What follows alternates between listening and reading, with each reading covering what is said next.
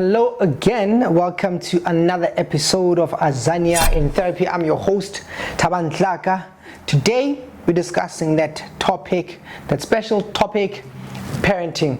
We all know that we need parents because no human being can grow up and be well adjusted without parents. But we find ourselves at a point in our context where we doubt the relevance of parenting, the importance of parenting. When we don't doubt it, we don't know how to do it. And so there are many questions about how to parent. Is there a manual? How do we do this thing properly? But I thought to put together a few ideas to help us parent well so that we can raise well-adjusted children who eventually become well-adjusted human beings, adults who do well in society. I'll be sharing a couple of ideas, about 9 of them regarding parenting, and stay tuned. I think this will be helpful, so buckle up and let's get into it.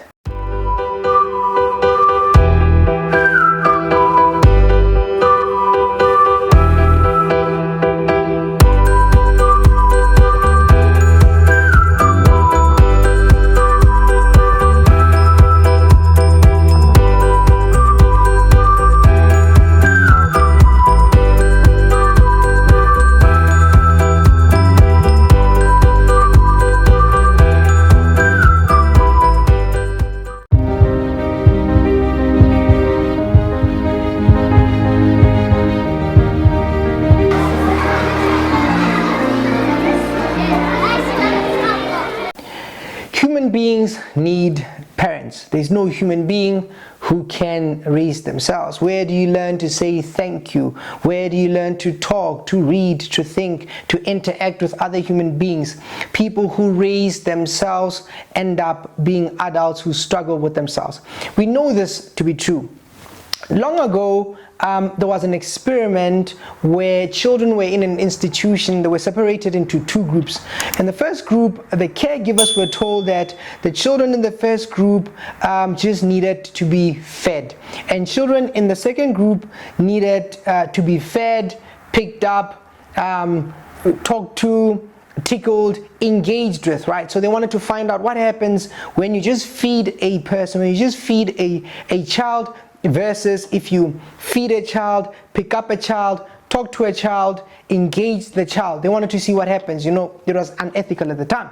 But lo and behold, this experiment was performed, and then they noticed that children who were just fed, after a while, struggled to thrive. But children who were fed, picked up, talked to, tickled, engaged, thrived. And so when they compare children who just receive food from caregivers versus children who are engaged with, they notice that a human being who is engaged with tend to thrive better. So this teaches us that human beings need to be raised. Human beings need witnessing. They need somebody to teach them, to engage them, and to learn. And that's who we are, because we are social creatures. When we are taught and engaged with, we learn. So human beings need parents, and that's the first idea we need to remember. And so when we have the honor of being able to raise a person, we take that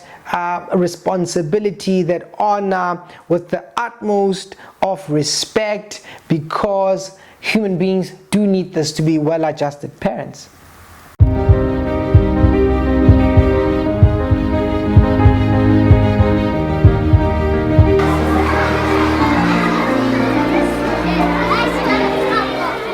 When it comes to parenting, we need to remember that no parent is perfect.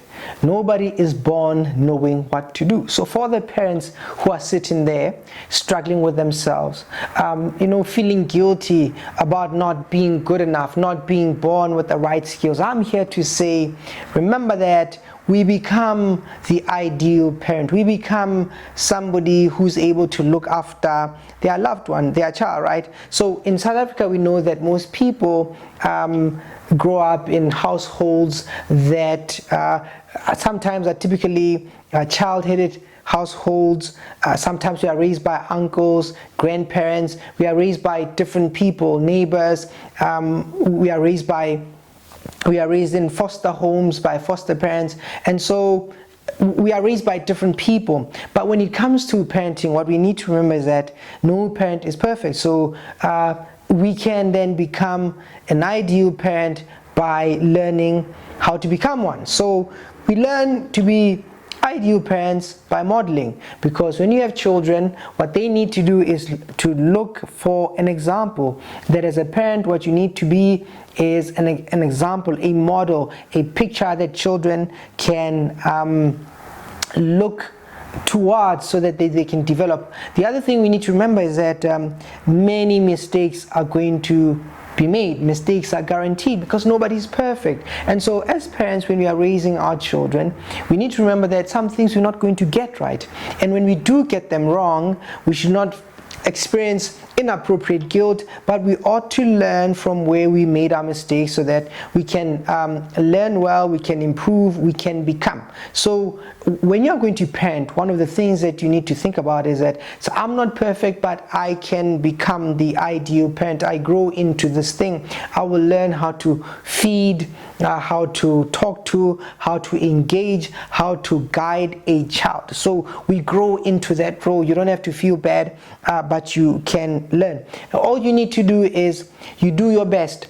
We don't go and buy parents. Parents are not in some shop where a child gets to go and purchase one. So if your child is blessed to have you as a parent, then that's what the child has. So you do your best and give your best to the child.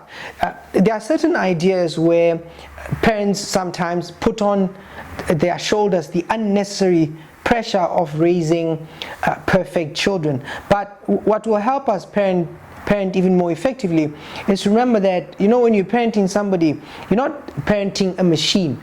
You are parenting a unique human being with a personality, with ideas, with interests. And so what you can do is to not think of yourself as some sort of engineer, as some sort of scientist who creates a child, but a more useful idea is to think of yourself as more of a guide, a shepherd, where you have this unique human being in your care, and you get to guide them, because there is nature and nurture. You get to guide them to become the best version of themselves. So as a parent, there is no need to put unnecessary pressure on yourself. You need to just remember that once you are blessed with a human being to take care of, all you have to do is do your best. You will make mistakes, learn from them, but you are going to guide them, because they are unique, and you are going to follow that and guide them so that they can become the best version of themselves.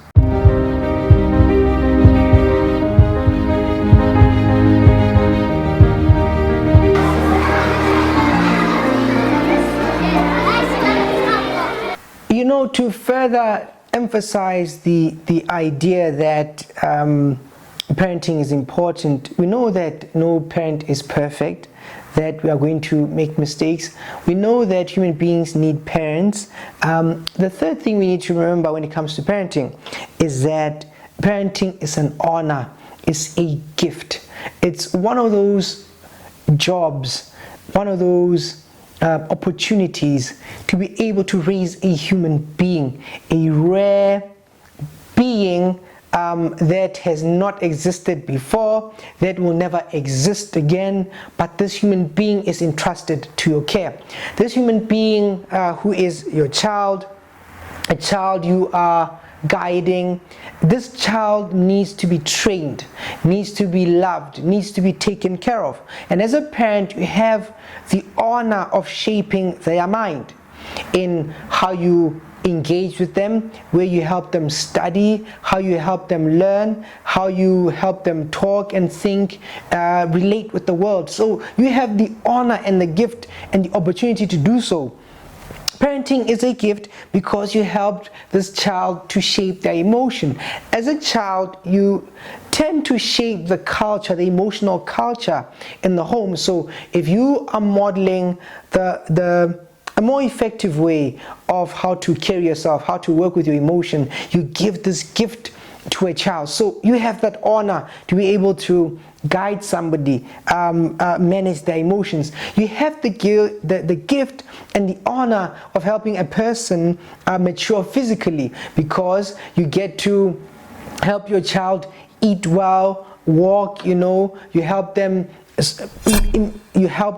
work with their fine motor skills, their gross motor skills. As you play with them, as you exercise with them, as you teach them, you get to have the opportunity to help them with their body. You get to help your child have a particular financial future.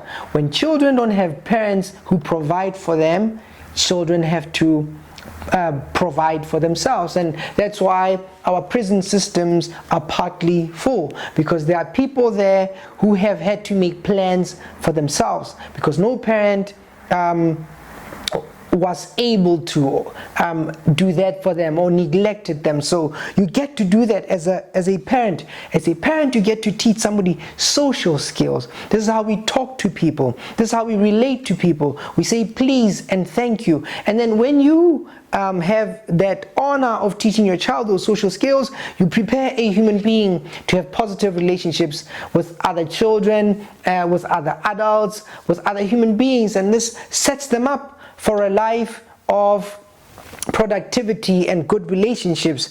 As a parent, you shape your child's cultural, spiritual, political views. You bring a heritage, and and the thing with us as well is that us African people, is that we find ourselves having to start our stories. It's almost as if the story of my family begins with me. We struggle to have a continuity of narrative, right? So if you have the honor and the gift of being a parent, remember that you have now the opportunity to start a story which somebody is going to build upon. And we understand that as a parent or as human beings, there are those who plant seeds, those who water the seeds, and those who enjoy the seeds. And if we parent well, what we are doing is we are setting up future generations. So when you parent your children, they grow up to be well-adjusted children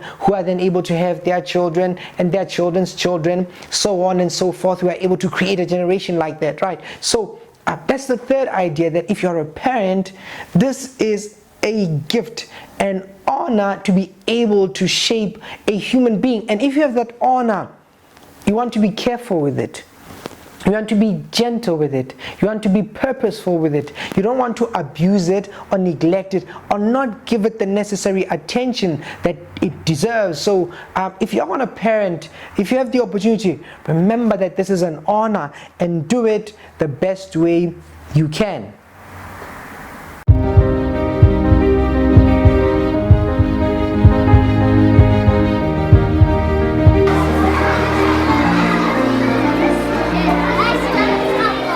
The fourth idea we need to think about is that some things have to be taught, right? So we understand that when you see a human being, some parts of them are nature, are natural, are shaped by the nature, they are wiring, how they are made. But some parts of a human being are shaped by the environment they find themselves in, and the environment is also possible. So when we meet a human being, we know they're engaging with there's a certain nature that they have, but they will also be shaped by a certain environment. And it is those children whose nature is understood and whose environment is shaped to maximize their nature. For example, children will need to learn how to read, how to write, how to count, how to talk, how to listen, how to ask questions.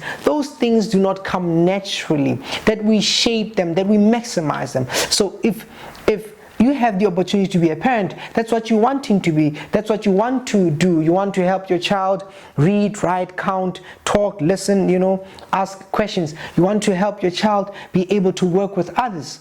Why?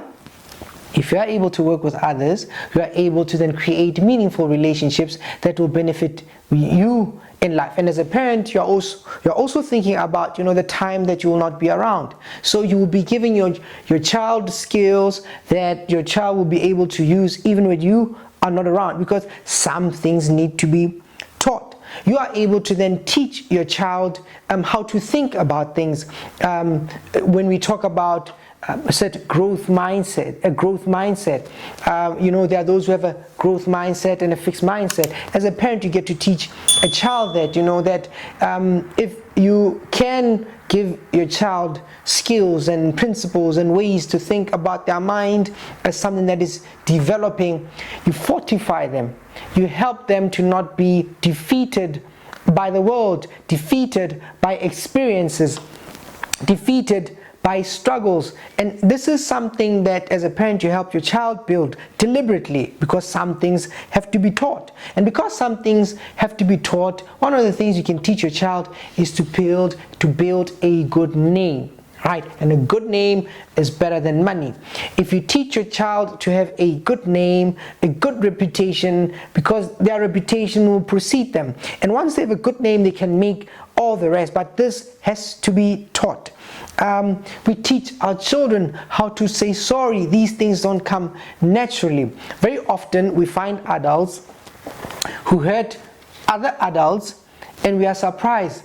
How do they do that? How do they not know that what they are doing will be hurtful or painful? Why do they not apologize? But in order to be able to do that, somebody should have taught you. So when we parent, one of the things that we can give our children is the ability to say sorry, or to tell the truth, to give that rare gem that the world misses, that the world desires. How does somebody learn the truth if they have not learned it? How does somebody learn to be honest and frank and be sincere if somebody hasn't been taught? Those things don't come naturally. And so when we parent, we need to remember that some things need to be taught.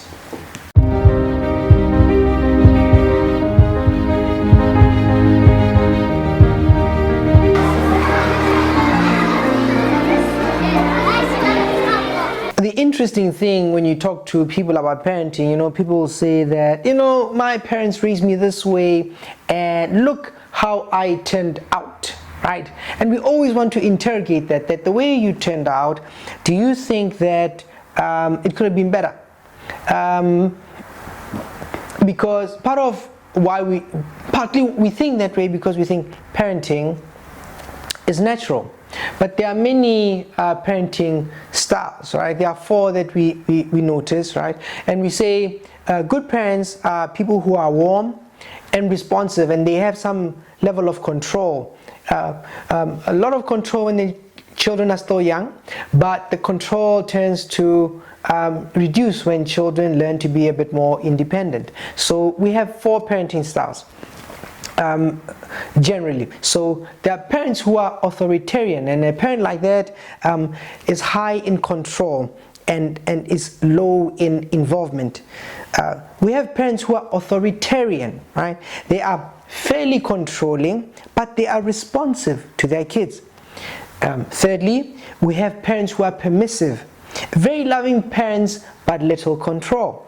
And then we have parents who are neglectful or unavailable, so they are neither warm or controlling. But we know the best form of parenting, or the most effective form of parenting, is a parent who's authoritarian. Not the parent who says, this is my house, this is how it goes, but the parent who says, yes, I'm in charge, but I'll consider what you are saying. And so when we have children saying, mommy, look at this, daddy, look at this, what we want to do is to be able to respond to that, to respond to our children, to be witnesses to their desires, to be witness to their lives. So if we want to raise well-adjusted parents, what we want to do is to have an authoritative parenting style. Why is this important? When a child is engaged with, a child learns the blueprint of relationship, which they are going to carry out throughout their teen years and their adulthood.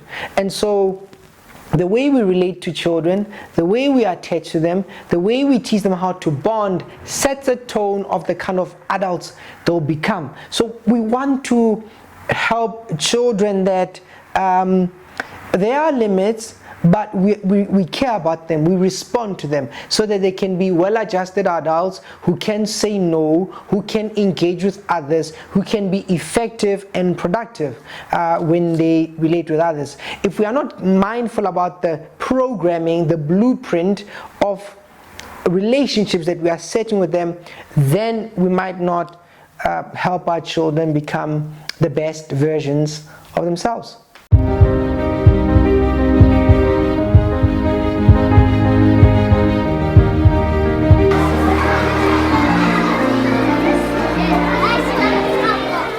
Now that we understand that, in the way that we bond with our children, in the way that we attach, we can set up a blueprint of relationships.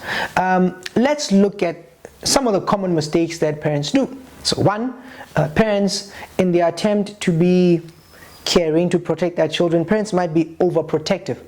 Now that results in raising a child who's anxious and depressed. Sometimes parents try to protect their children from making mistakes, and so parents might micromanage, overlook, be too controlling of their children, and that might cause a child to be indecisive. Then you raise a child who becomes an adult who's indecisive, who does not know what they want because they were told all the time what to do. So we don't need to be micromanaging our children. Another common mistakes that parents do is having unfair comparisons, where we all know that story of you come back home from school, you got your report, and then your parents look at your report and they say to you, what about your brother? What about your neighbor? Why are you not like so and so? That can create in a child a low level of self-esteem, and a child's confidence might be reduced, right, or negatively impacted and affected. So we don't want to be comparing our children with their siblings or with the neighbor or someone else. We want to look at the child and compare the child with the child. One of the other mistakes that parents do is that parents discourage their children. So the child is excited about something, and the child wants to do that thing.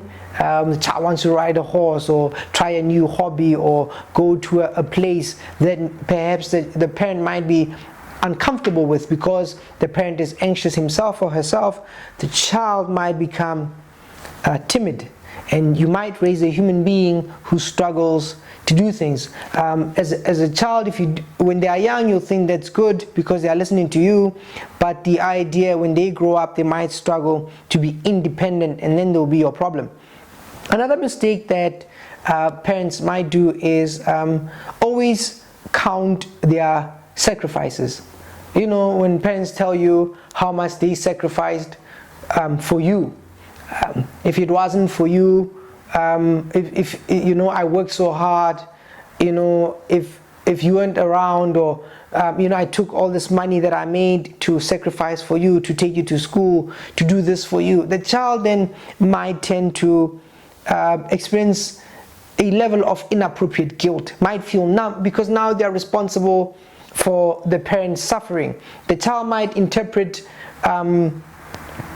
your sacrifices as a problem, because children are idiosyncratic. They might think, well, if I'm such a problem, if you have to sacrifice so much, what if I left and then you wouldn't feel the burden that you are experiencing? So we don't want to be telling children or complaining about the sacrifices that we do, because that affects them emotionally.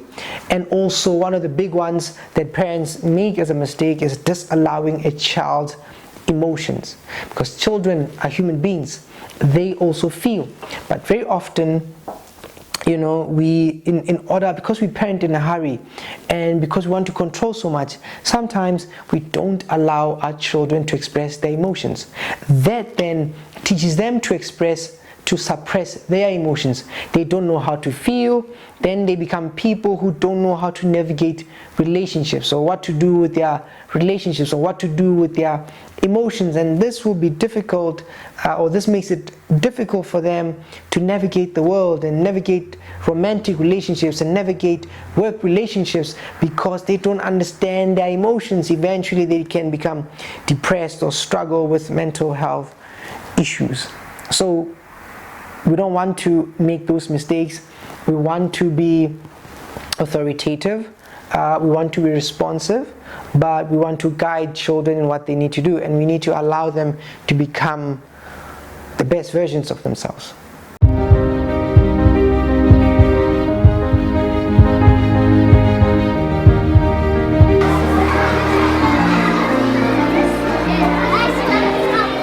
When we want to become conscious parents, effective parents, parents who are present, raising children who will be well-adjusted adults, living meaningful lives, doing productive work in the world, what we need to think about is that human beings are emotional creatures.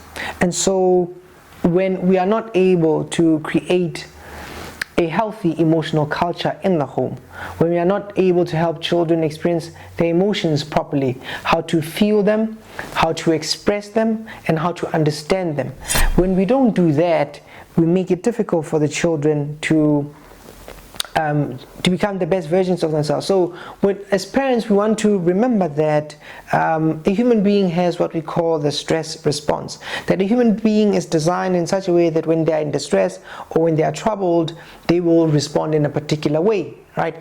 And so when we are stressed, we might fight, we might flee, we might become numb. And so when our children experience those, we need to be patient enough and thoughtful enough to imagine that perhaps they are experiencing something difficult that we need to help them with, and not look at them as being difficult. We need to remember that emotions are a source of information. So emotions are not bad in themselves, they just help us understand the world, and when we understand them, we can apply logic, and then we have better thoughts and feelings, and therefore our behavior is informed. But if you shut out emotions, if you don't allow them, then you make it difficult for the child to understand how the world works. And emotions are so natural. Children are born with emotions. By the time a child is a year old, they already have the foundation of the basic emotions. By the time a child is 1, the child is able to experience anger and joy and surprise and fear and disgust, and all those emotions have a purpose. For example, anger is when a boundary is crossed. Fear is when something scary happens, and sometimes it helps to protect. Disgust is to keep somebody healthy. Sadness helps somebody deal with loss. So if we make it difficult for our children to experience emotions, or we don't help them experience them, understand them, articulate them, and share them, we do a disservice in who they can become. So we want to be adults or parents and guardians who help children with their emotions. We have to help them, soothe and to talk about them and to relate with them. And if we can prepare them in this way, they will be able to relate with others, and they can have good attachment styles, right? And so they can have secure attachment styles instead of insecure attachment styles. And this is affected by how we parent them and what we do with their emotions.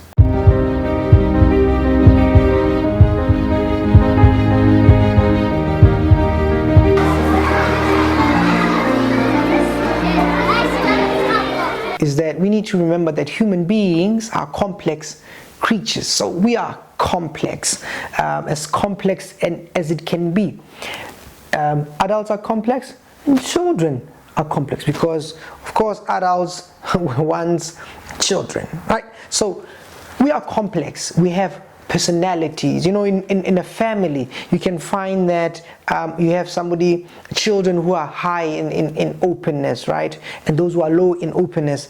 When you look at their personalities, those who are conscientious, you know, you ask them to do things, they will do it, but others drag their feet, right? Some are they have their personality, they're high in extroversion, so they're energized by the environment, they engage with people. And so we need to understand that they're like that. They might be high in extroversion, but some might be low. And some children might be high in agreeableness and some low. And some are high in neuroticism and some are low. So when you have children and they behave differently, bear in mind that they might not just trying to be difficult. It might be that your child has a particular personality. So we look at a child, we want to understand them so that we can guide them appropriately.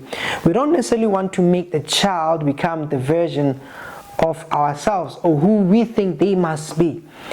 It's much more effective to look at your child, study your child, and then guide them in the way that they should go, in the way that their personality is shaped, because you don't want your child who's reflective, who's quiet, who needs some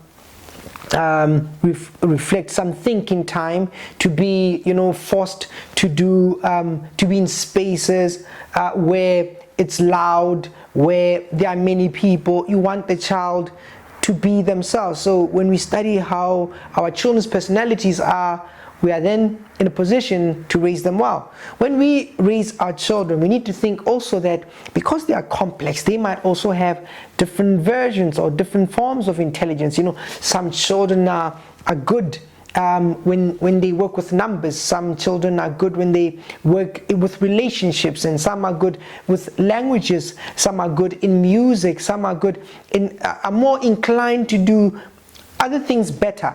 And so to not compare children, to understand the unique child, their personality, the way they are wired, so that we are able to give them what they need. We need to understand that our children don't think the same, so to not force them to think the same, as their siblings, or think the same like, you know, their classmates, schoolmates, neighbors. To understand that a child is a complex creature that needs to be appreciated for who he or she is, so that we are able to parent them properly.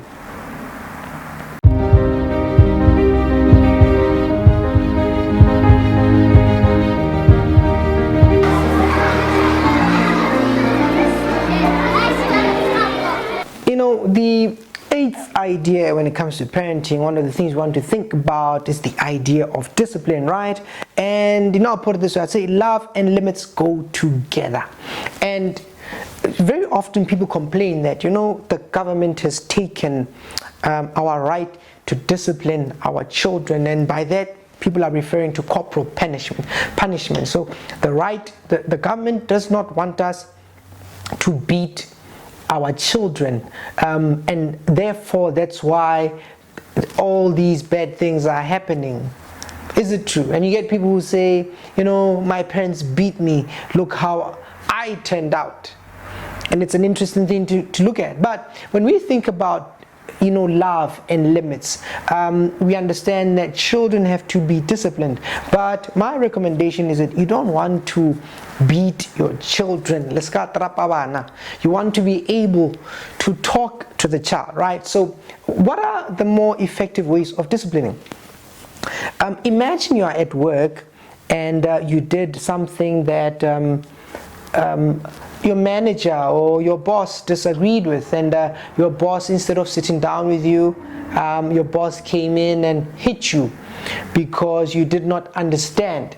And that's what we say, or you did not listen. We say we hit our children because they don't listen or understand.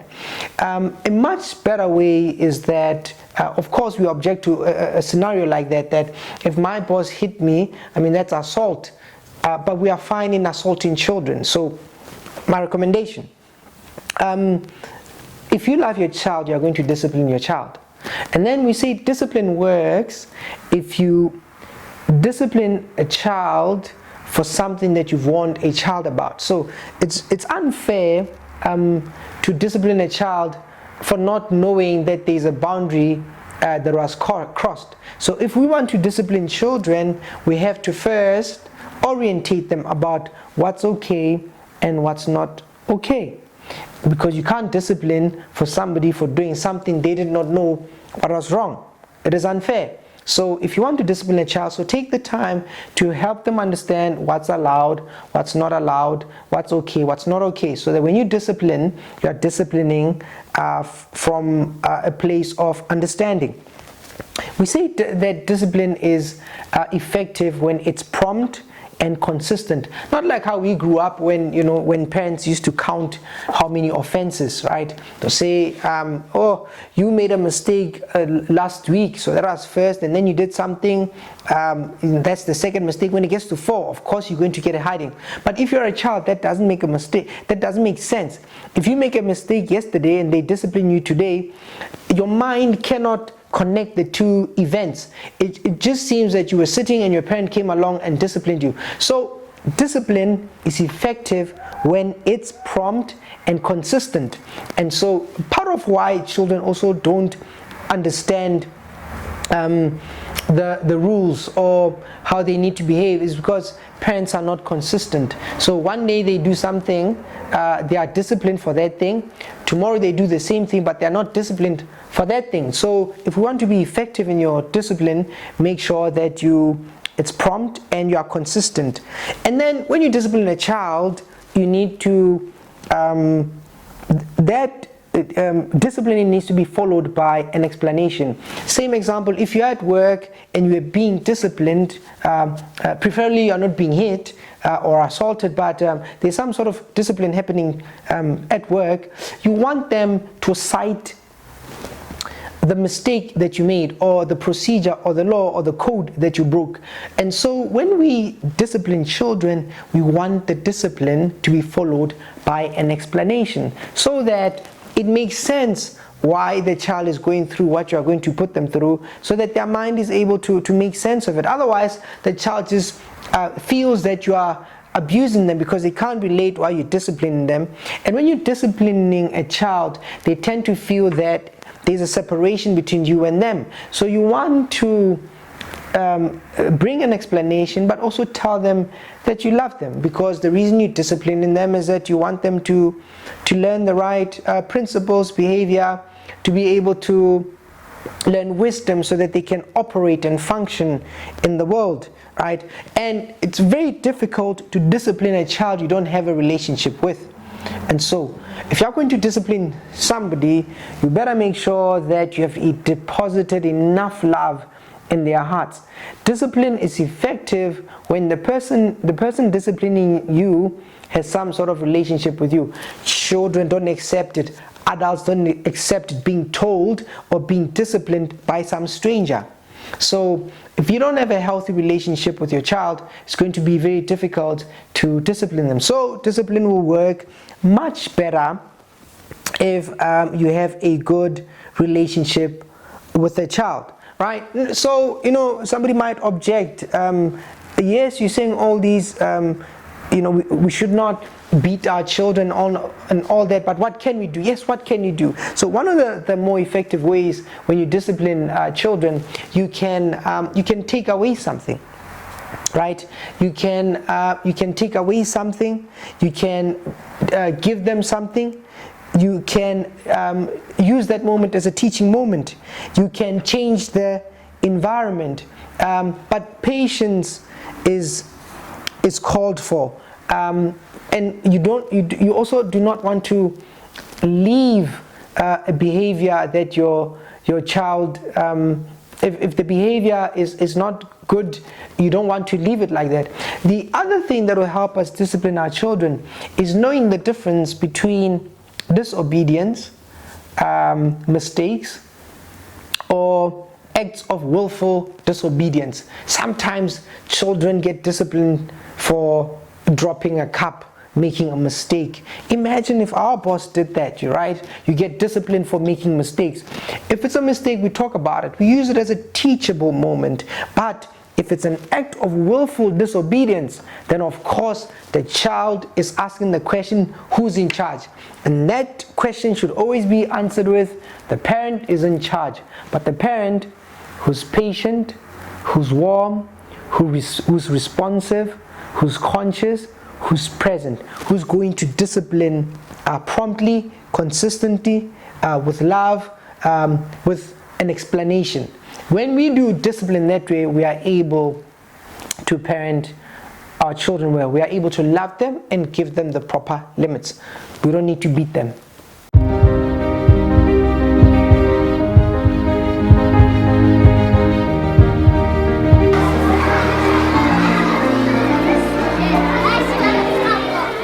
The last idea in which we could share in this parenting section is that, boys and girls tend to play differently.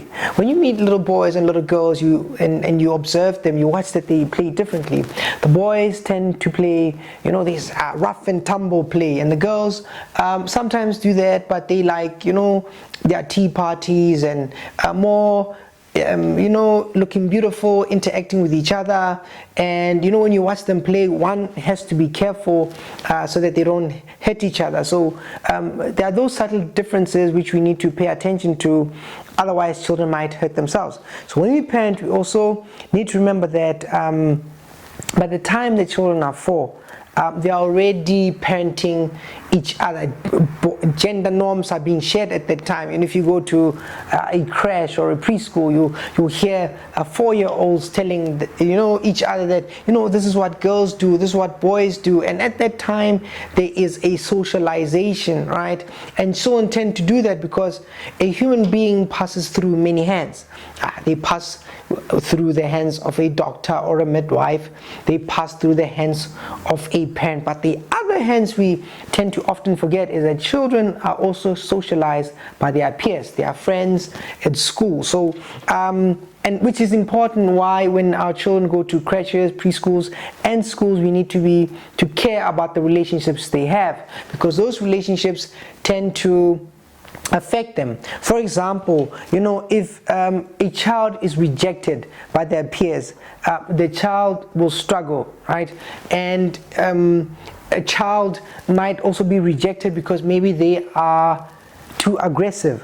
They might be rejected because they are too timid, or they are too secluded, they are too withdrawn, they don't want to play fair, they don't want to share the toys with other children, or they are not able to play with other children well. When children do that, their peers tend to reject them, and when that happens, it tends to affect a child's emotional world, their self-esteem, their confidence, which then affects then the child might develop some behavioral problems. So we have to think about that. We have to think about children who are also aggressive, in that if they do that, other children reject them, and because they reject them, they start having difficulties, and then the story goes and the child will struggle to happen. So when we are parents, that's what we need to remember. We need to remember that children pass through many hands, and those many hands need to be watched very carefully, and we need to help our children socialize and engage with others.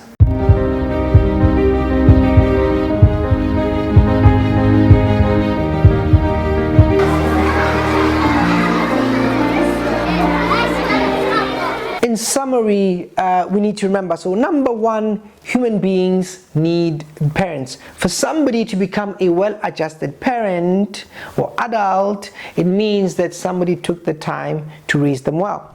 Number two, there is no such thing as a perfect parent. So we become the ideal parent. So we don't have to be intimidated. We just have to learn what children need, how we can give it to them, and how often we need to give it to them. We're going to make a lot of mistakes. We need to learn from those mistakes. So there's nothing wrong if you are gifted with the opportunity to raise a person. Just think about what's the ideal parent, then you grow into that.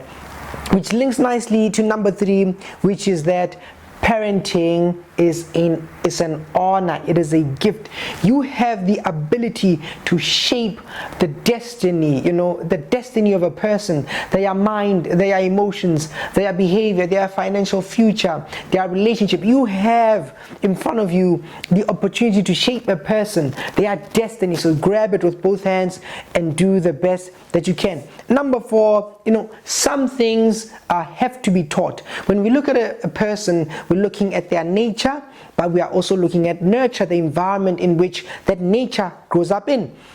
And so we have to be deliberate about teaching our children how to read, how to write, how to count, how to relate, how to listen, how to tell the truth, how to engage. And so those things have to be taught. They don't happen automatically. So number 5, we said there are various parenting styles. We know that the effective one is the authoritative parent, the parent who listens to the child but is fairly in control. We know that behaviors that help children grow well is that the parent is warm, the parent is present, the parent is responsive. Those qualities are qualities that an effective parent has. And then parents make there are common mistakes that parents make, and that is not letting the child discover the world by themselves. We micromanage them, we are overprotective. But when we do that, we make it hard for them to be able to grapple with life, to figure out things, to work through their own mistakes, and therefore they struggle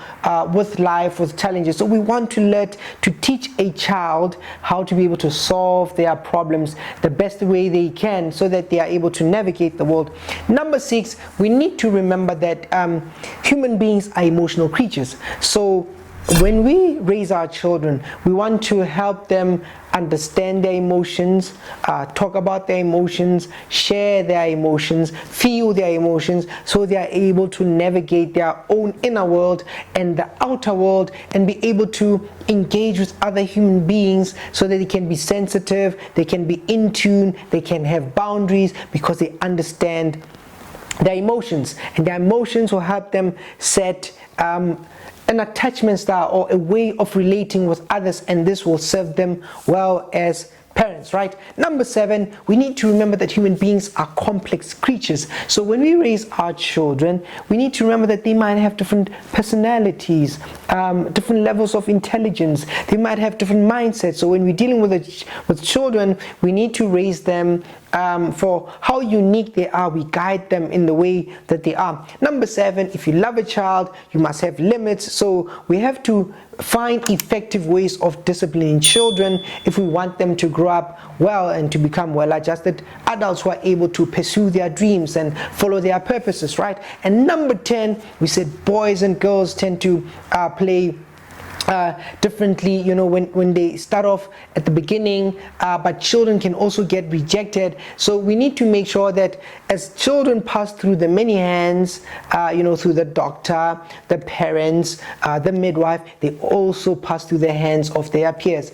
And so we have to help our children be able to engage with their peers and make friends so that they can be well-adjusted adults, children who are able to, grow up and do amazing things in the world. So those are some ideas when it comes to parenting. Hopefully this will help you. My name is Thabang Tlaka and this is Azania in Therapy.